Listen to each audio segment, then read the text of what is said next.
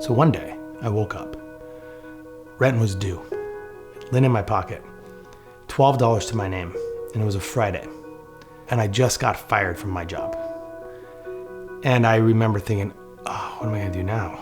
So on a whim, and when I say whim, I mean super whim, I called up my uncle, who was a recruiter in the United States Army.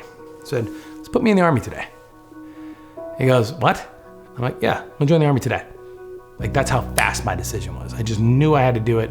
I had to change something. I had to address it. I needed to grow up. 8 weeks later, I got on an airplane and I took off to basic training.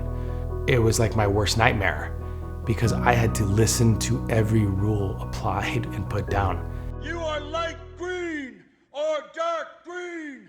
Do you understand? Sir, yes, sir! Which is totally against the grain for me. I think I was tired of being a failure. I was tired of letting my mom and dad down. You know, my Uncle Bobby had tried to been recruiting me into the Army since I was a freshman in high school. And I would always tell him no. My dad, my grandfather, all tried to groom me in the military. So joining the Army was more of a escape for me because I was tired of being a failure in their eyes. Because at the time, all I cared about is their opinions and what they thought of me and what my family was, you know, how they would speak about me behind closed doors when I wasn't around.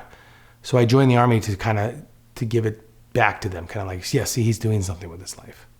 So I was taught cadences when I was a young boy, all the way up. Mama rolled over, this is what she said. I give me some. I give me some. I give me some. I give me some. When basic training came around, and you get to a point where everybody's in control at one point or another of everybody, and you have to know how to march them, how to do salute, how to do cadences and all that stuff. And at that moment, from when I was my turn, it all came screaming back to me. And I just remember thinking to myself, oh, I'm gonna be good at this. After a while of being in the Army, it becomes very stagnant, like a job, like a 9-to-5 job that you work for 20 years and then you retire and you get a coin and you get out. I remember like towards the end of my career, I had a moment where it all came kind of crashing back down on me. At one of those moments where, and then when I get to the end of the story, my dad says this to me. Son, when I called him to tell him about it, he says, son, you have to do your time.